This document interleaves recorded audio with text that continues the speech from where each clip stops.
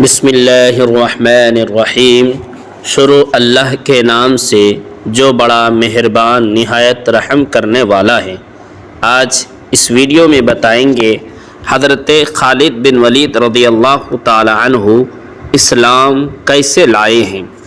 حضرت خالد بن ولید رضی اللہ تعالی عنہ فرماتے ہیں کہ جب اللہ تعالیٰ نے میرے ساتھ بھلائی کا ارادہ فرمایا تو اللہ تعالیٰ نے میرے دل میں اسلام لانے کا جذبہ پیدا فرما دیا اور ہدایت کا راستہ میرے سامنے کھل گیا، اور میں نے اپنے دل میں کہا کہ محمد صلی اللہ علیہ وسلم کے خلاف تمام لڑائیوں میں شریک ہوا ہوں، لیکن ہر لڑائی سے واپسی پر مجھے یہ خیال آتا تھا کہ میں یہ ساری بھاگ دوڑ بے فائدہ کر رہا ہوں، اور یقیناً محمد صلی اللہ علیہ وسلم غالب ہو کر رہیں گے۔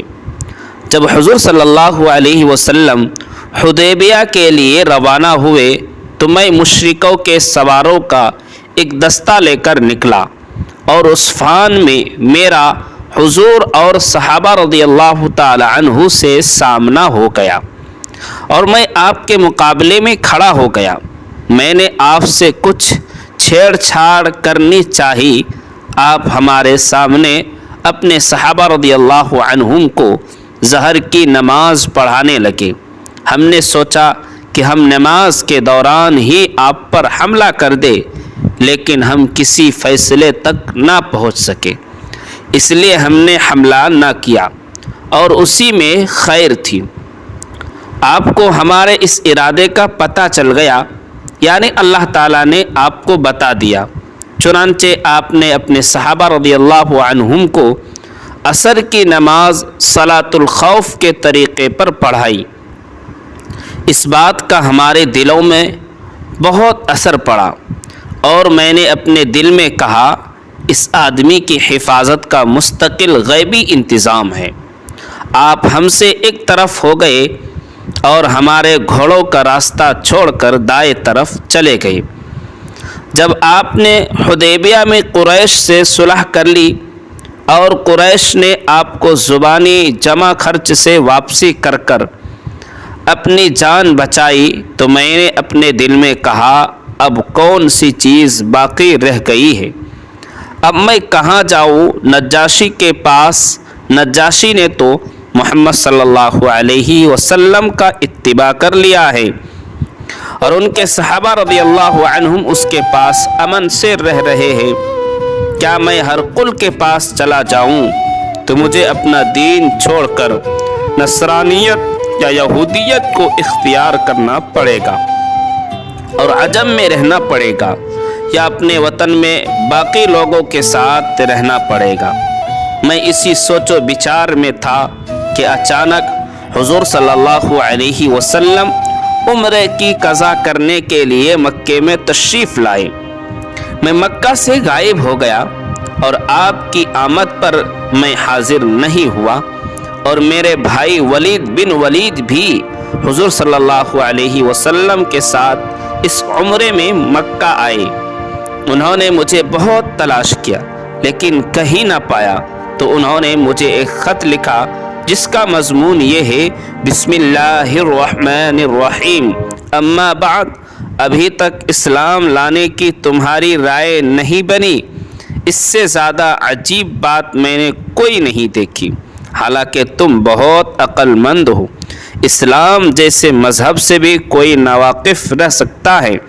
حضور صلی اللہ علیہ وسلم نے مجھ سے تمہارے بارے میں پوچھا تھا کہ خالد کہاں ہیں؟ میں نے کہا اللہ تعالیٰ ان کو ضرور لے آئیں گے۔ آپ نے فرمایا خالد جیسا آدمی بھی اب تک اسلام سے ناواقف ہے، اگر وہ اپنی ساری قوت اور محنت مسلمانوں کے ساتھ لگا دیتے تو ان کے لیے زیادہ بہتر تھا، اور ہم ان کو دوسروں سے آگے رکھتے۔ اے میرے بھائی، خیر کے بہت سے موقع تم سے رہ گئے، اب تو ان کی تلافی کر لو۔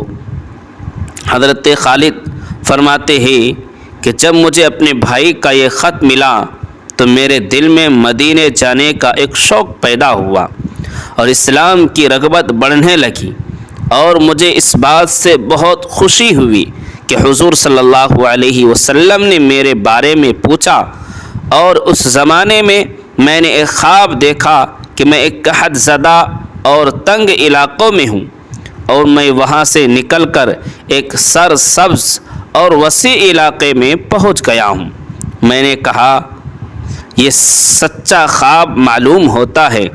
جب میں مدینہ آیا تو میں نے کہا اس خواب کا حضرت ابو بکر رضی اللہ عنہ سے ضرور تذکرہ کروں گا۔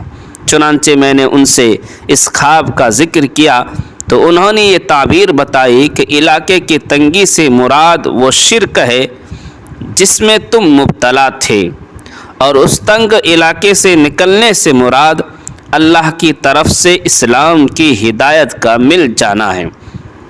جب میں نے حضور صلی اللہ علیہ وسلم کی خدمت میں حاضری کا پختہ ارادہ کر لیا تو میں نے سوچا کہ حضور صلی اللہ علیہ وسلم کی خدمت میں حاضری کے لیے کس کو اپنے ساتھ لے چلوں۔ اس سلسلے میں نے صفوان بن امیہ کے پاس گیا اور میں نے ان سے کہا، اے ابو وہب، کیا تم دیکھتے نہیں ہو کہ ہم کس حال میں ہیں؟ ہماری تعداد کم ہوتی چلی جا رہی ہے اور محمد صلی اللہ علیہ وسلم عرب عجم پر غالب آتے جا رہے ہیں۔ میرا خیال یہ ہے کہ ہمیں محمد صلی اللہ علیہ وسلم کی خدمت میں حاضر ہو کر ان کا اتباع کر لینا چاہیے، کیونکہ محمد صلی اللہ علیہ وسلم کی عزت ہماری عزت ہے۔ لیکن صفوان سے سختی سے انکار کر دیا۔ صفوان نے سختی سے انکار کر دیا اور کہا، میرے علاوہ اور کوئی بھی نہ بچا تو میں بھی ان کا اتباع ہرگز نہیں کروں گا۔ میں اسے چھوڑ کر چل دیا۔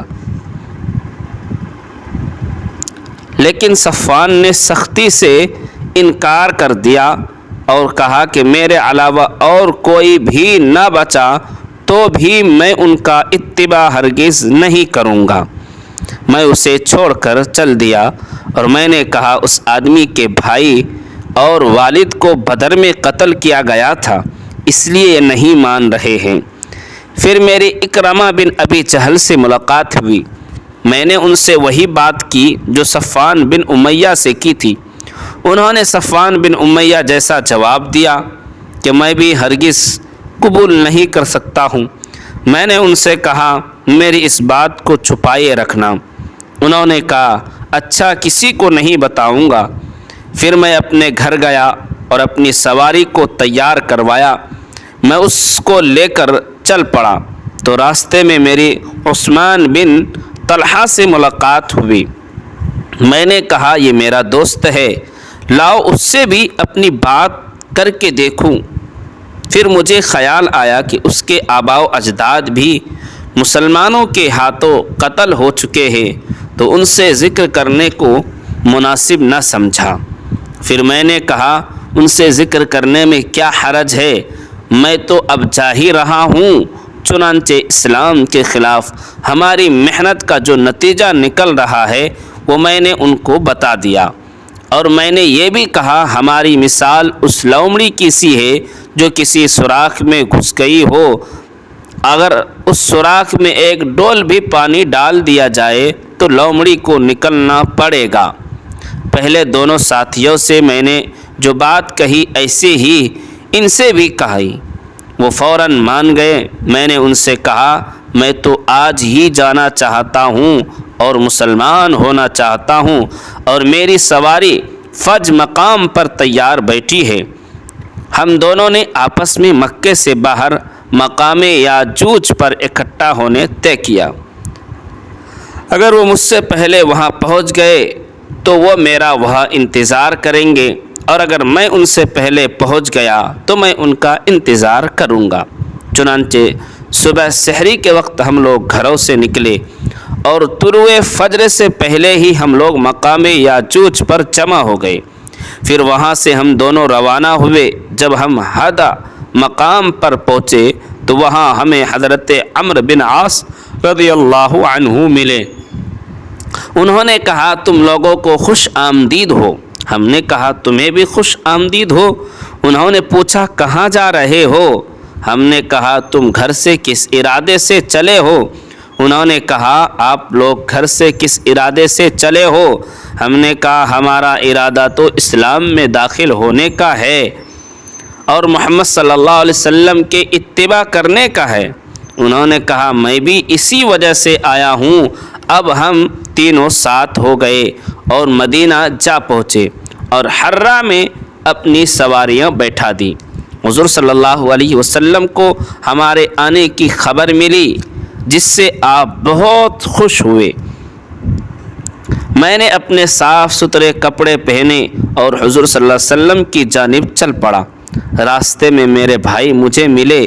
انہوں نے کہا جلدی کرو، حضور صلی اللہ علیہ وسلم کو تمہاری خبر مل چکی ہے اور وہ تمہارے آنے سے خوش ہے اور تم لوگوں کا انتظار کر رہے ہیں۔ ہم تیز چلنے لگے۔ جب میں نے آپ کو دور سے دیکھا تو آپ صلی اللہ علیہ وسلم مجھے دیکھ کر مسکراتے رہے، یہاں تک کہ میں نے آپ صلی اللہ علیہ وسلم کے قریب آ کر یا نبی اللہ کہہ کر سلام کیا۔ آپ صلی اللہ علیہ وسلم نے کھلے ہوئے چہرے کے ساتھ سلام کا جواب دیا۔ میں نے کلمہ شہادت پڑھا۔ دوستو ایسے ویڈیوز کے لیے ہمارے چینل کو آپ ضرور سبسکرائب کریں۔